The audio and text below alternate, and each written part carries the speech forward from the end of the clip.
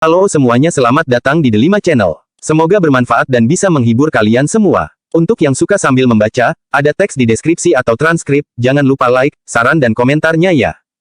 Karyawan museum, Aaron Xiao secara tak terduga terlempar ke masa lampau dan menjadi menantu di rumah jenderal.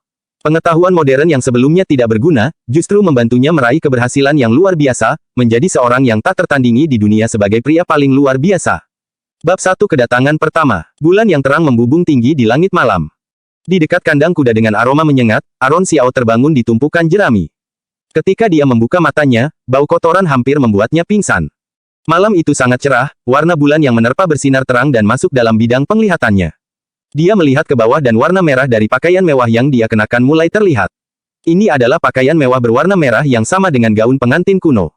Aaron Xiao adalah seorang penjaga museum yang mengetahui semua tentang puisi kuno, lagu kuno, pakaian, makanan, perumahan dan kerajinan tangan yang ada di zaman kuno.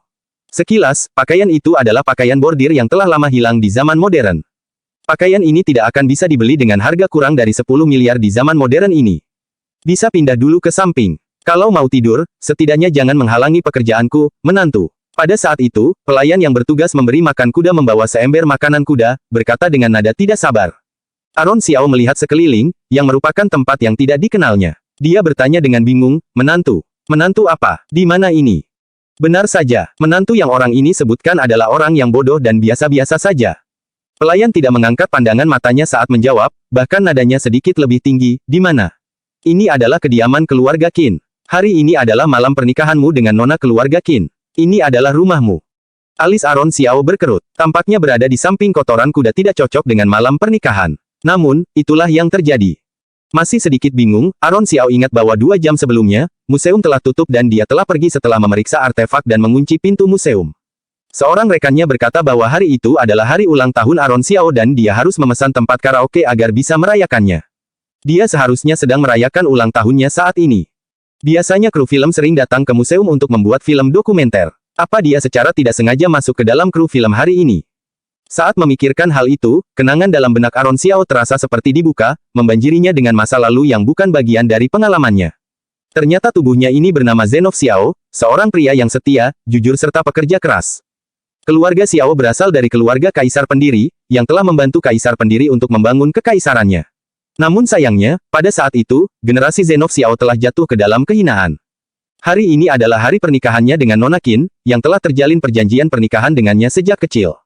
Gambaran terakhir dalam benak Zhenov Xiao adalah, Zhenov Xiao disambut oleh kerumunan orang yang meneriakkan, bawa ke kamar pengantin. Setelah itu, dia dipukuli hingga pingsan dengan tongkat di bagian belakang kepalanya. Zhenov Xiao adalah seorang pelajar yang terlalu lemah untuk menahan pukulan fatal di lehernya. Dia jatuh pingsan sebelum akhirnya meninggal di atas jerami di kandang. Pada malam pernikahan, seorang manusia yang masih hidup dan bernapas tidak tersentuh. Kemudian, Aaron Xiao yang datang ke zaman ini mengambil alih tubuh Zhenov Xiao dan hidup kembali. Masuklah, disinilah kamu tidur. Pelayan, sang pemberi makan kuda, menunjuk dengan sangat acuh tak acuh ke dapur tua yang berada di sebelah kandang kuda. Di sini, mata Aaron Xiao terbelalak, merasa kalau keluarga Qin sangat kejam. Ini adalah dapur untuk para bawahan. Biasanya tuan rumah memiliki dapur kecil khusus. Ketika para bawahan ingin makan, mereka melakukannya di dapur tua ini. Posisi Zhenov Xiao di keluarga Qin hampir sama dengan posisi seekor anjing peliharaan. Aaron Xiao melihat anjing pengawas di depan pintu, dengan mulut lancip dan dahi datar. Anjing itu memiliki rambut berwarna coklat dan telinga tegak. Tampaknya dinasti ini kurang lebih terkait dengan zaman kuno Lamusa, tetapi Aaron Xiao belum yakin dinasti apa itu. Menantu, tempat ini masih terlindung dari angin dan hujan. Sudah untung masih punya tempat untuk tidur. Pelayan berdecak. Mata Aaron Xiao berubah beberapa derajat saat dia mendengarkan perkataannya. Tidurlah lebih awal. Kalau tidak, aku akan kelelahan karena harus melayanimu sepanjang malam. Pelayan yang melihat Aaron Xiao melamun, menggelengkan kepalanya dan meletakkan ember di tangannya, lalu melangkah keluar. Seorang budak seperti dia bahkan tidak perlu tidur di dapur. Yang dipanggil menantu ini tidak memiliki tempat atau masa depan di keluarga Qin dan tidak perlu memperlakukannya dengan hormat. Jadi, Aaron Xiao ditinggalkan sendirian di dapur yang lusuh dan lembab. Pada saat itu, seorang pria tinggi dan kekar berdiri di luar pintu. Dia terlihat enggan saat akan masuk. Namun, suaranya terdengar kuat dan bertenaga. Biarlah hari ini menjadi pelajaran bagimu. Jangan berpikir bahwa karena kamu adalah anggota keluarga Qin, kamu menjadi bagian dari anggota keluarga Qin. Jika kamu menyentuh adikku, aku akan mencincangmu dan melemparkan tulangmu untuk dimakan anjing. Aaron Xiao menoleh ke samping untuk melihat siapa orang yang bersikap sombong ini. Ketika dia melihat dengan jelas, dia adalah Malek Qin. Keluarga Qin adalah keluarga dengan memiliki banyak talenta berbakat, termasuk orang ini. Malek Qin, seorang cucu tertua adalah seorang menteri peringkat keempat yang bertanggung jawab atas gerbang istana dan merupakan seorang perwira tinggi. Cucu kedua, Hira Qin, istri Zenov Xiao, memiliki paras cantik dan berbakat. Keluarga Qin adalah keluarga jenderal yang setia dan pemberani, kecuali generasi cucunya. Orang tua dan kakek Hira Qin, Oman Qin, berada di garis depan perang melawan musuh, sehingga mereka tidak hadir di pernikahan yang dilangsungkan hari ini. Dalam pernikahan ini, hanya seorang nenek dari keluarga Qin, yang bertanggung jawab.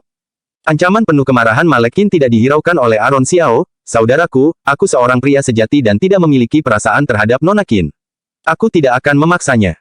Perkataan entengnya ini membuat Malek Qin sangat tidak senang. Apa pria ini tidak senang karena sudah menikahi adik perempuannya? Dia berteriak, jangan banyak bicara. Kamu beruntung bisa menjadi menantu keluarga Qin. Kamu hanya orang miskin. Tidak perlu bersikap sok seperti itu. Adikku adalah gadis paling berbakat di kota Amura. Jika bukan karena pengorbanan kakekmu kepada negara, kamu tidak akan bisa menikah dan menjadi bagian dari keluarga Qin. Jika kakekku tidak menginginkanmu sebagai menantu di keluarga ini, apa kamu pikir kamu bisa menginjakkan kaki di kediaman keluarga Qin? Sikap Malek Qin membuat Aaron Xiao terlihat seperti anjing yang mengemis makanan. Tapi karena kamu sudah menjadi menantu keluarga Qin selalu menjadi keluarga yang penuh kebajikan. Kalau kamu bersikap patuh, keluarga Qin akan memberimu makan dan minum selama sisa hidupmu. Tapi, kalau kamu menginginkan lebih, tidak ada yang akan kamu dapatkan. Tapi jika kamu bersikap tidak patuh, jika kamu berani melakukan sesuatu pada adikku, kepalamu akan terpisah dari tubuhmu. Hira Qin telah menjadi kesayangan keluarga Qin sejak masih kecil. Ketika dia melihat Zenov Xiao, yang seorang pecundang, nada bicaranya bahkan lebih keras dan kasar. Tatapan tajam yang dia tunjukkan membuat Aaron Xiao merinding. Aaron Xiao tidak ingin menimbulkan masalah. Dia tidak mengenal tempat ini dengan baik dan juga tidak tahu tentang pemilik tubuh asli ini, yang tampaknya berstatus rendah dan tidak disukai. Jadi, dia membungkuk dan mengatakan, tenang saja, aku akan melakukan apa yang diperintahkan. Kepengecutan Aaron Xiao membuat Malek Qin jijik, bisa apa seorang sarjana yang lemah? Dengan itu, Malek Qin menyingsingkan lengan bajunya dan melangkah pergi. Bukan niat Aaron Xiao untuk menjadi menantu keluarga ini. Karena Zenov Xiao telah dibunuh oleh keluarga Qin pada malam pernikahannya, tidak ada alasan baginya untuk tinggal di sini. Zenov Xiao tidak memiliki kekuatan. Aaron Xiao harus membuat rencana serius untuk mengubah situasinya. Aaron Xiao menggigil karena udara malam yang dingin. Meskipun pakaian yang dikenakan cukup mewah, tidak sehangat jaket bulu. Bahkan pelayan, si pemberi makan kuda telah pergi, meninggalkan Aaron Xiao dan anjingnya di dapur. Aaron Xiao menggelengkan kepalanya. Jika dia tidak datang ke zaman ini, dia pasti sedang minum dan bernyanyi di bar karaoke dan bersenang-senang sekarang.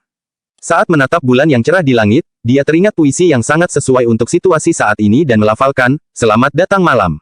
Cahaya bulan menerpa tempat tidur. Aku di sini, biarkan membeku karena duka. Sebab hari, terus beranjak dan menoreh luka." Guk, guk. Anjing kuning kecil itu mengangkat kepalanya dan menatapnya dengan tatapan kosong, mengubah posisinya dan kembali tidur.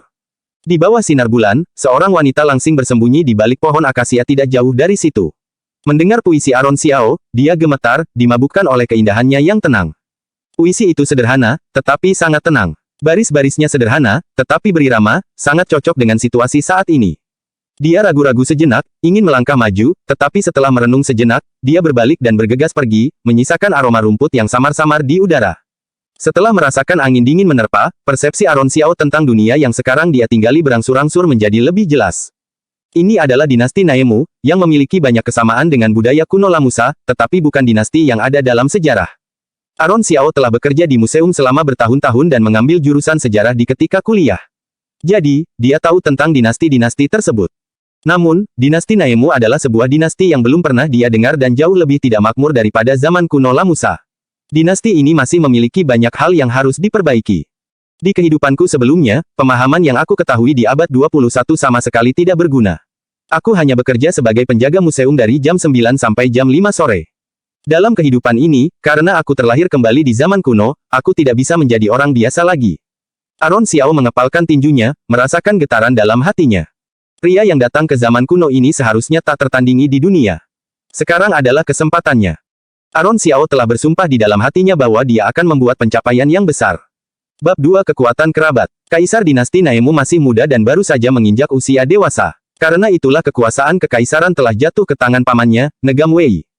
Kaisar muda bertekad untuk mengkonsolidasikan kekuatan kekaisarannya. Untuk menangkal pengawasan negam Wei, dia telah lulus ujian kekaisaran dan memilih putra-putra dari keluarga baik-baik untuk bergabung dengan istana sebagai pejabat, menciptakan aliran yang bersih. Sebelum Zenov Xiao terbunuh malam ini, dia telah merencanakan untuk mengikuti ujian desa tahun ini. Meskipun memiliki kualifikasi yang biasa-biasa saja, Zenov Xiao bukanlah seorang pria yang mau direndahkan. Seorang pria tidak ingin tunduk pada orang lain dan ditindas oleh orang yang berkuasa. Zenov Xiao telah belajar dengan giat selama lebih dari 10 tahun untuk menjadi seorang lulusan yang setara dengan SMA dan menjadi seorang pejabat. Dia akan dihormati oleh semua orang dan tidak ada yang berani menggertaknya. Siapa yang berani meremehkannya? Kualifikasi Zenov Xiao memang biasa-biasa saja dan dia gagal dalam ujian selama 3 tahun berturut-turut. Pada zaman dahulu, ujian sangat kejam, sangat mungkin untuk gagal kalaupun seseorang mengikuti ujian seumur hidup. Masuk akal jika Zenov Xiao gagal selama 3 tahun berturut-turut. Sebagai seorang pria, Aron Xiao memahami rasa sakit yang dirasakan Zenov Xiao. Dia juga tidak bisa menerima kehidupan seperti ini. Dia harus melakukan perubahan. Aron Xiao telah bekerja di museum selama bertahun-tahun, jadi dia sudah terbiasa dengan ujian kuno. Mengenai apa saja yang harus dia persiapkan, dia sudah mengetahuinya dengan jelas. Jadi, Aron Xiao yakin bahwa dia akan lulus ujian, termasuk ujian desa, ujian negara dan kemudian ujian istana. Tidak terlalu berlebihan untuk mengatakan bahwa dia bisa melaluinya dengan mudah. Itu adalah keahlian Aron Xiao. Dengan pikiran yang sudah mantap, Aron Xiao bersandar di pintu dan tidur semalaman. Di pagi hari, Aron Xiao terbangun dengan punggung yang sakit dan harus kembali ke keluarga Xiao. Pelayan, si pemberi makan kuda menghentikannya, lalu mengatakan, "Menantu, kamu mau pergi kemana? Kamu tidak boleh keluar tanpa izin orang dari keluarga Qin. Keluarga Qin bukan hanya kejam, tetapi juga suka memerintah. Aku mau pulang ke keluarga Xiao." "Tidak, kamu tidak boleh keluar." Pelayan, si pemberi makan kuda mengerutkan kening dan mengulurkan tangannya untuk menghentikan Aron Xiao. Tidak disangka bahwa salah satu pelayan dari kediaman keluarga Qin berani menggertaknya dan meneriakinya. "Minggir, Aron Xiao, seorang pria bertubuh besar, bagaimana mungkin bisa dihentikan?" Dia mendorongnya keluar dari jalan tanpa berpikir panjang, mendorong pelayan langsung ke samping. Pelayan tidak bisa mempercayainya. Beraninya seorang menantu tidak mematuhi keluarga Qin. Aron Xiao menyombongkan diri, mengibaskan lengan bajunya, menggelengkan kepalanya sambil tertawa dan meneriakkan, "Aku pasti pulang, menunggu waktu akan datang. Kembali pada rumah, yang kurindukan sepanjang zaman." Bodoh sekali. Pelayan memelototinya, tetapi tidak berani menghentikannya. Bagaimanapun juga, menantu di rumah ini juga tuannya. Hanya saja, nona muda malah menikah dengan orang desa ini. Kasihan sekali. Aron Xiao berpikir dalam hati. Dia merasa bahwa seluruh orang di keluarga Xiao hanya bisa meremehkan dan membenci orang lain. Suara tawanya yang hangat sampai ke loteng di sebelahnya. Paruh terakhir dari puisi tersebut didengar oleh Hira Qin, yang segera berdiri, "Kembali pada rumah, yang kurindukan sepanjang zaman. Ola, pergi dan lihatlah siapa yang ada di luar sana." Pelayan yang bernama Ola belum pernah melihat wanita muda itu menaruh minat seperti itu pada siapapun. Dia bergegas keluar untuk melihat, "Nona, tidak ada siapa-siapa. Bakat macam apa yang bisa membacakan puisi sebagus itu?" Hira Qin tahu betul tingkat puisi saudaranya di dalam keluarga ini. Jika mereka tidak bisa melanjutkan barisan puisi seperti itu, pasti ditulis oleh orang luar. Hira Qin sangat frustrasi sampai dia merenungkan kedua syair itu berulang kali dalam pikirannya, tidak pernah melupakan keindahannya. "Ola, pergi dan tanyakan siapa yang datang ke kediaman keluarga Qin hari ini. Pastikan kamu menemukannya." Segera setelah Aron Xiao keluar dari kediaman keluarga Qin, dia datang ke pegadaian. Keluarga Xiao sangat miskin sampai satu-satunya barang berharga yang dia miliki adalah pakaian pernikahannya. Pakaian itu dibuat oleh tuan besar keluarga Xiao ketika masih hidup. Ini adalah barang rumah tangga berharga terakhir yang dimiliki keluarga Xiao. Tidak ada anggota keluarga Xiao yang pernah tertarik dengan pakaian itu, tidak peduli betapa sulitnya ekonomi mereka. Dia langsung membawanya ke pegadaian, mengalah dan menggadaikannya dengan harga murah sebesar 50 tael, yang setara dengan 200 juta. Hal pertama yang dia lakukan dengan perak itu adalah membeli pena, tinta, kertas, lilin dan sebungkus kue. Dia menoleh ke kiri dan ke kanan di dalam kota Amura. Dari apa yang dia ingat di kepalanya, rumah Zenov Xiao berada di dekat hutan bambu di pinggiran kota Amura. Rumah Zenov Xiao adalah sebuah gubuk jerami dengan 3 kamar. Tidak ada genting untuk menutupi bagian atas rumah. Rasanya sejuk di musim panas dan dingin di musim dingin. Terkadang juga bocor karena angin dan hujan, tetapi tetap bersih dan rapi. "Kakak, Aron Xiao baru saja pulang ke rumah, tiba-tiba seorang putri kecil yang kekanak-kanakan, yang tidak lain adalah adik perempuan Zenov Xiao, Ilona Xiao berhambur ke arahnya. Nyonya Xiao merasa senang sekaligus sedih saat melihat putranya pulang. Dia senang karena putranya telah menjadi seorang pria yang berkeluarga. Sedih karena jika putranya diperlakukan dengan baik di keluarga Qin, bagaimana mungkin dia kembali sendirian tanpa nona keluarga Qin bersamanya. "Ilona, kakak membawa kue yang kamu suka. Kemarilah." Aron Xiao memeluk tubuh kurus adiknya. Kekurangan gizi dalam waktu yang lama membuat anak berusia 10 tahun itu hanya setinggi anak berusia 8 tahun.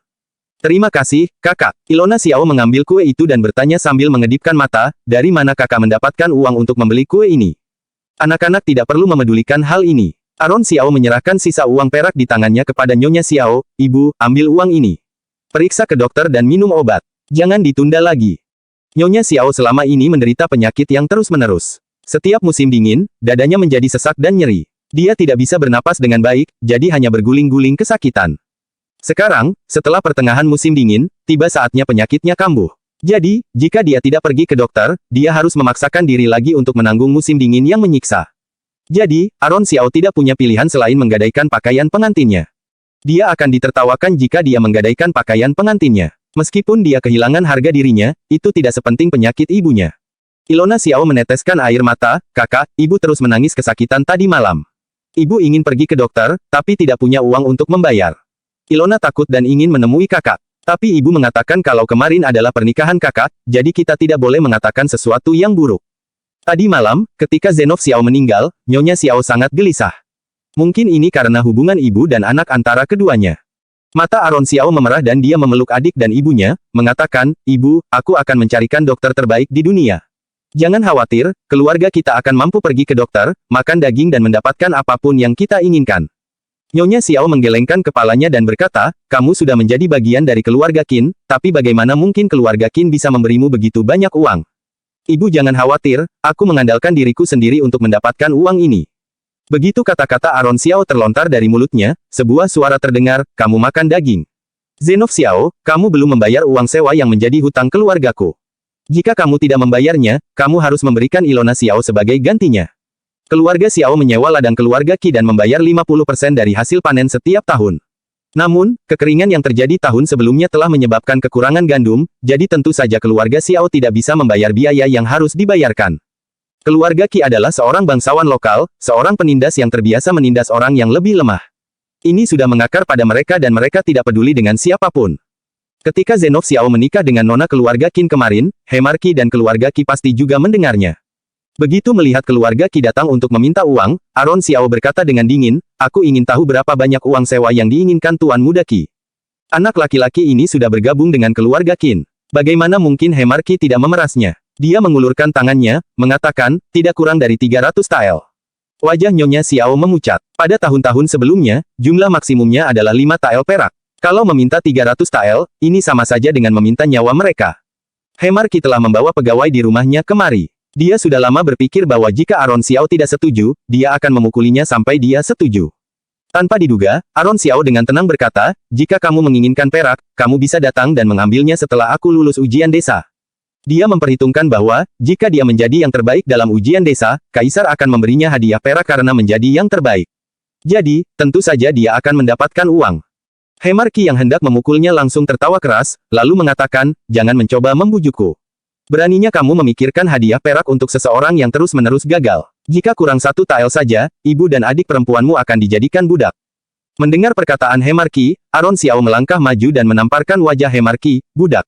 Kamu pikir kamu layak melakukan itu? Plak, ada suara pukulan yang terdengar, membuat Hemarki kebingungan dan menahan rasa sakit.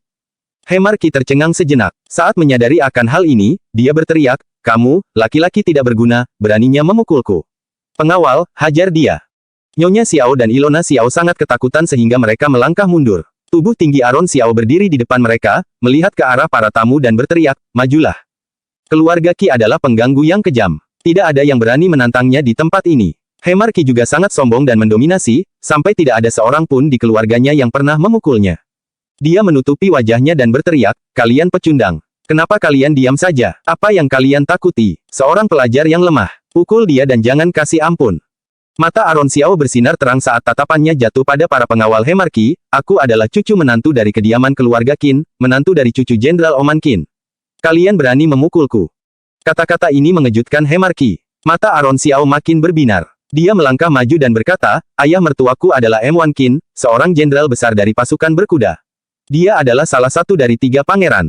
Dia berada di atas yang lainnya. Kerumunan orang menegang karena terkejut. Aron Xiao maju selangkah lagi, memaksa Hemarki mundur selangkah. aku, keluarga Xiao, telah menjadi martir yang setia selama beberapa generasi dan mati di medan perang, mati untuk negara kita. Semua perjuangan itu membawakan kemuliaan bagi keluargaku. Aron Xiao menatapnya, nadanya turun makin dingin, menjadikan ibu dan adikku budak. Kamu pikir siapa itu keluarga Qi, sampai bisa menjadikan keluarga Xiao budak? Hemar Qi menelan ludah dengan susah payah, mengatakan, jadi apa? Aron Xiao menatapnya lekat. Api di matanya membakar kesombongan terakhir dalam diri Hemar Qi. Kamu, keluarga Qi tuan tanah yang bajingan, kalian pikir kalian siapa, sampai berani menggertak keluarga Xiao? Kaki Hemar Qi sedikit lemah. Dia mundur berulang kali, bahkan kakinya sedikit gemetar. Aron Xiao melangkah lebih dekat, menatapnya dan berkata, 300 tael. Kalau aku, Aron Xiao, memberimu jumlah yang kamu inginkan, bisakah kamu menerima konsekuensinya? Apa kalian, keluarga Qi mampu menanggung konsekuensinya? Bab 3 menunggu kabar baik. Suara Aron Xiao begitu kuat dan tenang, membuat Hemar Qi dan orang yang dia bawa dibuat kebingungan. Pria yang oleh Aron Xiao disebut Oman Qin adalah seorang pria yang tidak dikenal oleh siapapun, tetapi putranya, M1 Qin adalah seorang jenderal brilian yang telah lama diangkat menjadi jenderal pasukan berkuda. Keluarga Qi adalah pemilik tanah kecil yang kekuasaannya tidak setebal jari kediaman keluarga Qin. Hemar Qi terguncang bukan main. Namun, Hemar Qi mengertakkan gigi dan tetap bersikeras. Dia telah mengenal putra bungsu keluarga Qin, Malek Qin dan menjalin pertemanan dengannya. Bagaimana mungkin dia merasa takut pada gertakan menantu yang sok hebat di sini? Memikirkan hal ini, Hemar Qi menjadi berani, aku belum pernah melihat orang yang begitu bangga menjadi menantu yang tidak diinginkan. Siapa yang tahu kalau kamu bahkan tidak memasuki kamar Nona Qin tadi malam? Kamu pasti tidur di dapur pelayan. Berita itu sudah menyebar ke seluruh kota Amura. Kamu yang menjadi menantu keluarga mereka, bahkan tidak lebih baik dari seekor anjing. Pada titik ini, wajah Nyonya Xiao menjadi pucat. Aron Xiao malah mencibir dan tertawa, menyebabkan hati Hemar Qi bergetar. Aron Xiao memegangi lengannya, auranya sepertinya tidak berkurang setengahnya. Cahaya yang dalam di matanya seakan mampu menembus mata Hemar Qi, membahas urusan keluarga bangsawan akan mendapatkan hukuman paling ringan adalah di penjara. Yang terburuk adalah dikirim ke perbatasan sebagai budak. Berapa banyak keberanian yang dimiliki keluarga Qi? Berapa banyak nyawa yang harus kamu jalani sampai hari di mana kamu dikirim ke perbatasan? Hemar Qi bergidik. Kata-kata itu membuat mereka yang menonton di luar pintu menutup mulut mereka serempak. Hemar Qi bahkan sampai kencing di celana. Dia menatap Aron Xiao, lalu mengatakan, kamu, tunggu saja. Setelah ujian desamu selesai, aku akan datang dan mengambil perak darimu. Tunggu saja, sialan. Pelayan rumah sedikit gemetar dan berkata dengan susah payah, Tuan muda, hentikan, ayo pergi. Memang benar bahwa keluarga Qin tidak boleh disinggung. Jika berita tentang apa yang terjadi hari ini sampai ke telinga keluarga Qin, mungkin keluarga Qi harus berlutut untuk menebus kesalahan ini. Hemar Qi menutupi wajahnya dan berteriak, ketika saatnya tiba, kalau kamu tidak memberiku 300 tael, aku akan membuatmu melihat bagaimana kamu mempermalukan keluarga Qin. Aron Xiao menimpali asal, pergilah atau aku akan menamparmu lagi. Hemar Qi bergidik ketakutan dan keluar dari rumah. Dia sangat marah karena diperlakukan seperti ini. Amarahnya berkobar dan dia menjatuhkan semua yang ada di halaman, melampiaskannya dengan baik sebelum pergi. Nak, apakah kamu mendapatkan penghinaan seperti itu di keluarga Qin? Nyonya Xiao bertanya dengan suara bergetar. Aron Xiao mengembuskan napas lega, tetapi masih memiliki sedikit kekhawatiran. Dia tidak menyangka kalau Hemar Qi setakut itu, sampai pergi dan lari terbirit-birit. Dia berbalik dan berkata dengan tenang, jangan dengarkan dia, ibu. Itu semua omong kosong mereka, tidak perlu dipercaya. Nak, tidak penting apakah kita memiliki uang 300 tael untuk saat ini. Keluarga Qi hanya mencoba memeras kita. Nyonya Xiao, yang mengalami sedikit keterkejutan, menggelengkan kepalanya dan duduk di bangku, menangis. Jika suaminya tidak meninggal dalam pertempuran, bagaimana mungkin dia akan diperlukan seperti ini? Jangan khawatir, seperti yang sudah aku katakan sebelumnya. Ketika saatnya tiba, dia tidak akan berani meminta 300 tael yang dia minta kepada kita. Jangan bicarakan hal ini dulu. Aku hanya ingin tahu apakah malam pernikahan semalam benar-benar seperti yang dia katakan. Kamu, Nyonya Xiao memegang tangannya dengan cemas. Semua penduduk desa berbisik-bisik di ambang pintu dan melihat Aron Xiao dipermalukan. Sudah cukup memalukan bagi seorang menantu yang dianggap tidak berguna, tetapi dia bahkan tidak bisa memasuki kamar pengantin pada malam pernikahannya. Ini memalukan. Aku diperlakukan dengan sangat baik oleh keluarga Qin. Karena Tuan Besar Qin bersikeras agar aku menikahi Nona Qin, bagaimana mungkin mereka melakukan ini padaku? Ini adalah 50 tael perak yang diminta Nyonya Besar Qin untuk aku berikan kepada ibu, yang juga mengatakan bahwa kedua keluarga kita harus lebih rukun untuk kedepannya. Aron Xiao berbicara dengan keras. Ketika penduduk desa mendengar 50 tael itu, mata mereka melotot. Untuk keluarga biasa yang beranggotakan 6 orang, 5 tael perak bisa membuat mereka bertahan hidup selama 1 tahun. Penduduk desa juga melihat Nyonya Xiao yang memegang kantong uang yang berat di tangannya. Melihat bahwa mereka tidak akan menyaksikan pertengkaran, mereka pergi dengan marah. Matahari mulai terbenam. Tanpa terasa, Aron Xiao telah menghabiskan hari itu dan sudah waktunya baginya untuk kembali ke kediaman keluarga Qin. Nyonya Xiao mengeluarkan sebuah bungkusan dari keranjang. Nak, ambillah. Ini. Ilona Xiao tersenyum, ini adalah daging kering yang ditinggalkan ibu simpan. Keluarga Xiao tidak makan daging sepanjang tahun dan daging adalah makanan yang sangat mewah bagi mereka. Melihat Ilona Xiao yang kurus dan ibunya yang sakit-sakitan, mata Aron Xiao memerah, tidak perlu. Ibu dan adik bisa memakannya. Tidak, kakak bisa membawanya. Kalau orang dari keluarga Qin tidak memberi kakak makan, kakak bisa makan ini. Ketika Nyonya Xiao mendengar hal ini, dia berkata dengan berlinang air mata, Ilona, jangan bicara yang tidak-tidak. Bahkan Ilona Xiao, seorang gadis berusia 10 tahun, mengerti betapa sulitnya hidup sebagai menantu yang tidak diinginkan. Jadi, bagaimana mungkin Nyonya Xiao tidak mengerti? Tatapan memelas di mata Nyonya Xiao membuat Aron Xiao ingin berubah pikiran. Mulai hari ini dan seterusnya, ibu Zenov Xiao adalah ibunya dan adik perempuan Zenov Xiao adalah adik perempuannya. Dia mengambil daging kering itu dan berkata, jangan khawatir, ibu. Ingatlah untuk periksa ke dokter. Dalam waktu 1 bulan, aku akan datang membawa ibu ke kota Amura. Apa katamu, nak? Nyonya Xiao bertanya-tanya bagaimana mungkin orang dari kediaman keluarga Qin bisa menerima mereka. Ibu, jangan khawatir. Tunggu saja kabar baiknya. Aku akan pergi sekarang. Setelah mengatakan itu, dia membungkuk pada ibunya dan bergegas kembali ke kediaman keluarga Qin dengan membawa pena, tinta dan kertas. Kediaman keluarga Qin, dapur para bawahan diterangi oleh cahaya lilin yang redup. Sesosok tubuh ramping dan cantik berdiri di ujung dapur sambil membawa lentera. Cahayanya memantul-mantul di atas ubin batu yang berwarna hijau. Nona, apa yang sedang kita lakukan di bagian rumah yang terisolasi ini? Malam ini cuaca juga begitu berangin. Hira Qin terdiam. Matanya yang berair menatap dapur yang bobrok dengan alis berkerut. Tadi malam, Zenov Xiao dipukuli dan diseret keluar oleh kakak laki-lakinya setelah memasuki kamar pengantin. Dia menduga bahwa Zenov Xiao, seorang pelajar yang lemah, akan mengeluh karena terpuruk. Sebaliknya, dia datang ke sini untuk melihat lilin dapur menyala dan sesosok tubuh yang sedang membaca kertas di depannya tercermin di jendela. Ola, sang pelayan, menatap penuh arti pada Hira Qin dan kebingungan, apa Nona mendengarkan lantunan cahaya bulan menerpa tempat tidur dan ingin datang untuk meminta nasihat? Saya tidak percaya Zenov Xiao kalau cukup berbakat meskipun dia lusuh. Hira Qin adalah orang yang mendengar puisi Aron Xiao kemarin. Hira Qin merasa malu ketika pembantunya mengetahui hal ini. Namun, dia mengatakan, aku datang hanya untuk melihat nasib menyedihkannya. Aku adalah gadis paling berbakat di kota Amura. Apa kamu pikir aku perlu meminta nasihat darinya? Dia bahkan tidak lebih tua dari kakakku. Dalam beberapa hari ini, Hira Qin menjadi bahan lelucon di kota Amura. Meskipun dia belum pernah bertemu dengan Zenov Xiao, dia telah mendengar bahwa Zenov Xiao adalah siswa biasa-biasa saja yang telah gagal dalam ujian 3 tahun berturut-turut. Akan sangat memalukan bagi Hira Qin untuk menikah dengan orang yang tidak kompeten. Namun, bukan dia yang memutuskan pernikahannya sendiri. Dia tidak menyukai Zenov Xiao, tetapi dia tidak berharap Zenov Xiao tinggal di dapur yang tidak ada pelayannya.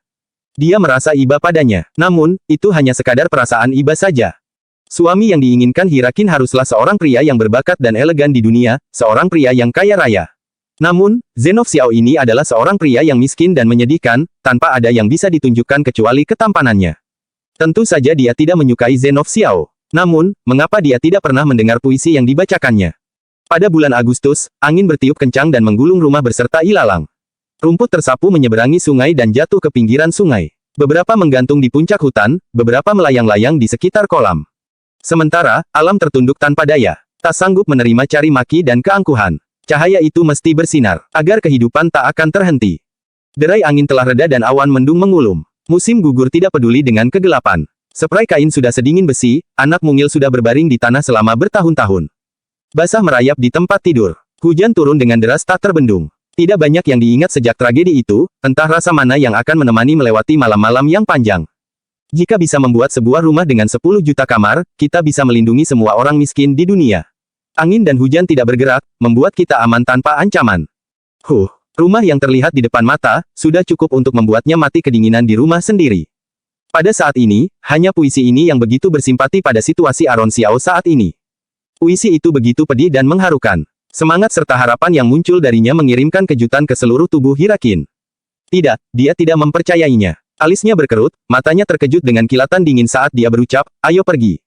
Bab 4. Hira Qin melangkah pergi. Di dapur, Aron Xiao menghela napas dalam dan mulai memilah-milah pertanyaan untuk ujian kekaisaran. Berkat usaha Zenov Xiao yang sudah sering mengikuti ujian desa, membuat Aron Xiao bisa mengira-ngira soal ujian desa yang akan keluar nantinya. Ujian ini dibagi menjadi dua bagian, yang pertama adalah ujian hafalan dan ia adalah ujian puisi. Kedua ada perbedaan antara puisi ujian dengan puisi dan lagu yang biasa. Museum tempatnya bekerja memiliki koleksi puisi dengan persyaratan yang jelas untuk puisi ujian. Aron Xiao tidak hanya paham dengan peraturan, tetapi dia telah menghafal semua puisi yang ditulis oleh para sarjana di masa lalu, sehingga dia dapat menanganinya dengan mudah.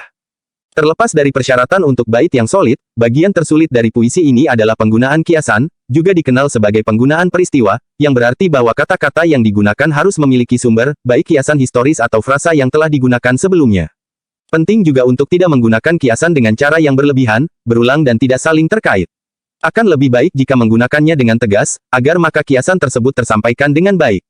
Setelah mengingat hal ini, Aron Xiao tertidur, bersandar di pintu dan mendengarkan angin bersiul di malam hari.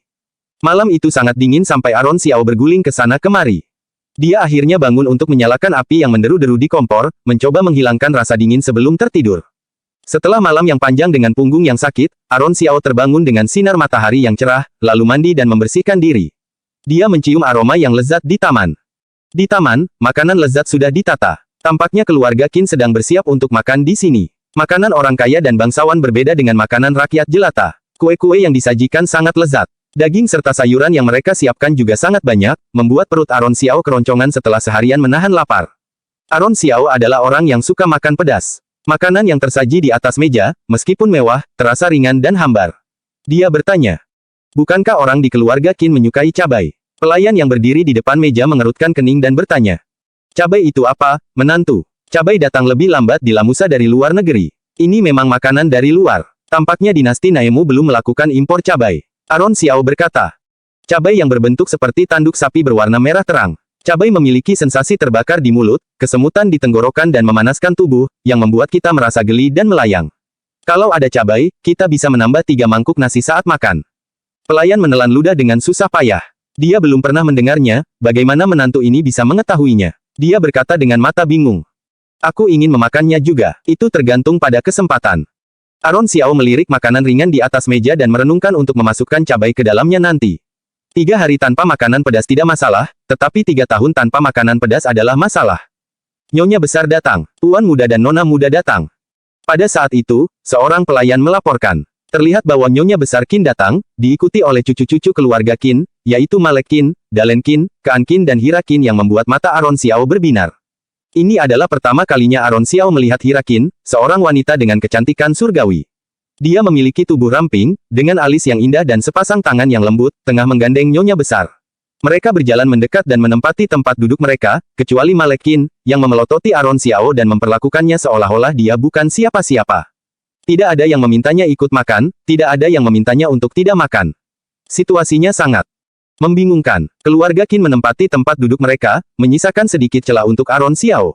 Masih ada 1 kursi kosong yang dikeluarkan, kalau dia ingin makan, dia harus makan dengan berdiri. Semua anggota keluarga berpakaian seperti sangat mewah dan Aron Xiao tampak tidak pada tempatnya dengan pakaian dinginnya.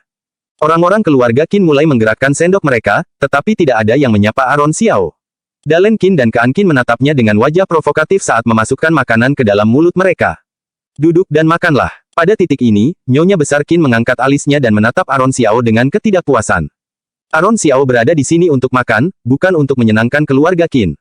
Dia harus segera menyelesaikan makanannya dan kemudian kembali untuk melanjutkan puisinya. Dengan pemikiran tersebut, dia duduk di bangku, mengambil sendoknya dan makan dari posisi sempit.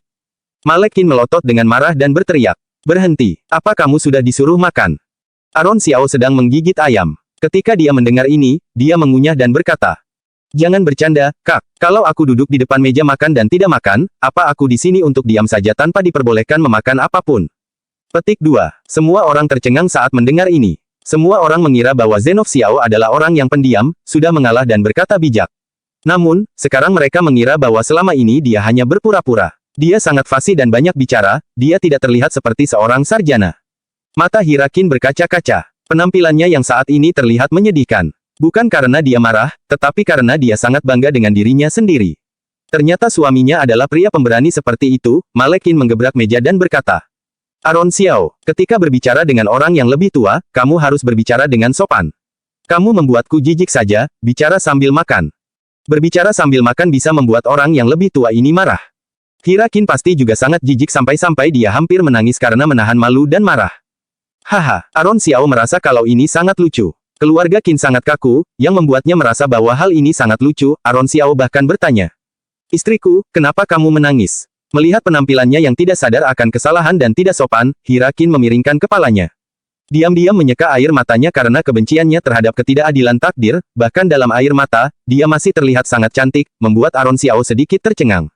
Dalen Qin berteriak, "Si Xiao, lebih berhati-hati dengan mulutmu. Siapa yang kamu panggil istri? Siapa istrimu? Bagaimana mungkin kamu layak untuk adikku? Jika bukan karena kediaman keluarga Qin yang mengasihanimu karena tidak punya cukup makanan, kamu tidak akan bisa makan hari ini." Dalen Qin dan Kean Qin adalah saudara kembar, tetapi mudah untuk mengenali mereka. Dalen Qin memiliki tahi lalat di alis kanannya dan Kean Qin tidak. Kepala Aaron Xiao dimiringkan ke samping dan dia tersenyum tipis, mengatakan, "Oh, jika tidak dianggap sebagai istri setelah menikah, apa wanita yang dipanggil istri olehmu di rumah bordil baru dianggap sebagai istri? Kamu sedang menghinaku atau menghina adikmu atas panggilan istri ini?" Bukan hanya menimpali perkataannya, tetapi orang seperti Aaron Xiao juga berani membantahnya. Dalen Qin sangat marah sampai tubuhnya bergetar. Matanya melirik ke arah neneknya, yang tidak tahu bahwa dia dan Kean Qin memang sering bermain-main di luar. Aaron Xiao tidak akan membiarkannya lolos begitu saja. Dia kembali mengatakan, "Dalen bersikap sopan kepada para wanita di rumah bordil. Meskipun mereka gadis bayaran, tapi masih saja memanggil mereka istri. Aku rasa kamu pergi ke sana untuk belajar puisi dan lagu dengan gadis-gadis ini. Kamu benar-benar pekerja keras dan rajin." Kamu. Dalen Qin dan Kean Qin sangat marah, tetapi tidak berani mengucapkan sepatah kata pun. Mereka takut mulut Aaron Xiao akan mengeluarkan beberapa bukti lainnya kalau mereka membantah. Nyonya besar Qin tampak murung. Melihat Dalen Qin dan Kean Qin yang kelabakan, sepertinya mereka memang benar-benar keluar dan bermain-main di luar sana. Bab 5. Keluarga Qin selalu reputasi yang bersih dan pendidikan di kota Amura sangat ketat. Dalen Qin dan Kean Qin memang merupakan kemalangan. Keluarga Xiao, yang seharusnya lebih berkuasa dari keluarga Qin, tidak lebih kaya dari 3 generasi. Setelah belajar dari keluarga Xiao, Nyonya besar Qin mampu menjaga cucu-cucunya di bawah pengawasan yang ketat dan tidak membiarkan satu kesalahan pun terjadi. Keluarga Xiao tidak pernah memiliki orang bodoh yang berakhir seperti ini, jadi keluarga Qin harus lebih waspada. Nyonya besar Qin mencoba meredam emosinya dengan tidak mengatakan apapun, sementara Dalen Qin dan Kean Qin menunduk ketakutan. Nenek mereka selalu tegas, jadi tentu saja mereka tahu bahwa mereka benar-benar dalam masalah kali ini. Itu semua adalah kesalahan Aaron Xiao. Sementara semua orang memendam emosi dalam hati masing-masing, yang dipikirkan Aaron Xiao hanyalah makanan. Zenov Xiao sudah terlalu lama tidak makan daging. Aroma daging membuat tubuh Aaron Xiao sangat bersemangat. Dengan daging yang enak dan makanan yang lezat, itu tampak seperti jamuan makan orang kaya. Seperti kata pepatah, jika ingin mendapatkan mangsa, setidaknya kita harus memberikan umpan. Keluarga Qin sudah menyiapkan daging dan makanan enak hari ini, sudah memikirkan bagaimana menghadapi Aaron Xiao. Tidak lama setelah Aaron Xiao mengambil sendoknya, Nyonya besar Qin menjatuhkan sendoknya. Sendok Aaron Xiao mendarat di atas meja dan dia bertanya, "Apa ada perintah lain?" Dia memiliki ekspresi kurang ajar di wajahnya, yang membuat Nyonya besar Qin tidak senang. "Kami, keluarga Qin adalah orang-orang yang cakap, tidak ada seorang pecundang dalam keluarga ini. Kamu hanya orang yang tidak diinginkan, apa rencanamu untuk ke depannya?" Ini adalah pertanyaan tentang rencana, tetapi maksudnya adalah, kamu tidak punya apa-apa, jadi untuk kedepannya harus patuh kalau ingin tetap berada di kediaman keluarga Qin. Aku akan mengikuti ujian desa. Aaron Xiao menjawab dengan tegas dan wajah kerumunan orang memucat. Malek Qin bahkan berteriak, "Zenov Xiao, jangan bersikap tidak tahu diri." Saat menjawab, tambahkan kata sapaan untuk nenek.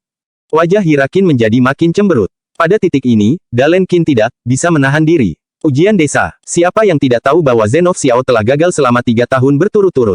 Dia telah menjadi bahan lelucon di kota Amura. Bagi Aaron Xiao, ujian desa adalah cara yang paling tidak mungkin baginya untuk bangkit. Dalen Qin menyapu rasa kekalahannya dan mengambil kesempatan untuk mengejeknya. "Zenov Xiao, apa kamu masih berpikir kalau kamu adalah putra kebanggaan? Kamu bahkan sudah gagal selama 3 tahun. 3 tahun dan kamu bahkan tidak bisa lolos. Hanya kamu satu-satunya di kota Amura. Kalau aku jadi kamu, aku akan bunuh diri. Aku tidak akan bisa menerima kenyataan memilukan seperti ini." Haha. Kean Qin juga tertawa dari samping. Wajah Hira Qin tidak berekspresi saat Aaron Xiao dipermalukan dan sepertinya semua itu tidak ada hubungannya dengan dia. "Zenov Xiao, aku dan adikku juga akan mengikuti ujian desa tahun ini. Saat kami masuk SMA, kamu bisa datang dan melihat seperti apa peringkat kerajaan di dinasti Naemu saat ini. Meskipun ada seleksi tahunan untuk orang-orang yang berbudi luhur, tidak mungkin lagi bagi keluarga biasa saja untuk menghasilkan seorang putra bangsawan." Hanya mereka yang memiliki kekuatan dan pengaruh yang dapat bergabung dengan istana. Melihat keheningan Aron Xiao, Dalen Qin memberikan tatapan kosong. Jika kamu tidak diminta untuk datang makan hari ini, kamu bahkan tidak akan tahu seperti apa rasanya daging. Orang sepertimu masih ingin mengikuti ujian pedesaan, khayalanmu benar-benar lebih tinggi dari langit. Kamu pikir kamu mampu? Dalen Qin berdecak ketus. Aron Xiao berkata dengan acuh tak acuh. Apa aku mampu atau tidak, kita akan lihat pada hari peringkat diumumkan. Aku akan lebih baik darimu. Kamu, rangkaian penghinaan Dalen Qin akan membuat orang normal merasa malu. Rasanya dia ingin sekali membenamkan kepalanya ke dalam tanah. Namun, raut wajah Aron Xiao begitu tenang dan tidak ada tanda-tanda ketakutan di wajahnya. Sementara Nyonya Besar Qin tidak tahu bahwa Dalen Qin tidak berpendidikan, Hira Qin dan yang lainnya sudah tahu. Hira Qin, yang menyayangi adik laki-lakinya, terbatuk-batuk ringan dan mulai menggunakan sendoknya untuk mengambil hidangan dan menaruhnya ke dalam mangkuk Dalen Qin. Dalen, abaikan dia dan makanlah. Ini bebek yang kakak minta dibuatkan oleh dapur khusus untukmu. Terima kasih, Kak. Dalen Qin, yang memiliki ruang untuk menyelamatkan wajahnya langsung bereaksi. Aron Xiao berlidah tajam, membuatnya tidak bisa menang darinya. Keluarga Qin senang. Aron Xiao, yang sudah cukup makan dan minum, tidak ingin bertengkar dengan orang-orang ini. Selain itu, Aron Xiao tidak ingin menghabiskan makanan setelah hentakan sendok Nyonya besar barusan. Aron Xiao berdiri, berkata dengan wajah acuh tak acuh. Aku sudah kenyang, jadi aku tidak akan mengganggu makan kalian. Yang mengejutkan semua orang, Aron Xiao menyingsingkan lengan bajunya dan pergi. Lancang, apa nenek sudah membiarkanmu pergi? Malek Qin menggebrak meja, sup yang ada di atas meja tumpah. Namun, Aron Xiao hanya melambaikan tangannya dan tidak kembali. Dengan sedikit rasa panik, Aron Xiao mengepalkan tinjunya. Seorang pria yang hebat tidak akan menerima makanan dengan hina. Suatu hari nanti, Aron Xiao akan mengembalikan situasi ini dengan cara yang bermartabat.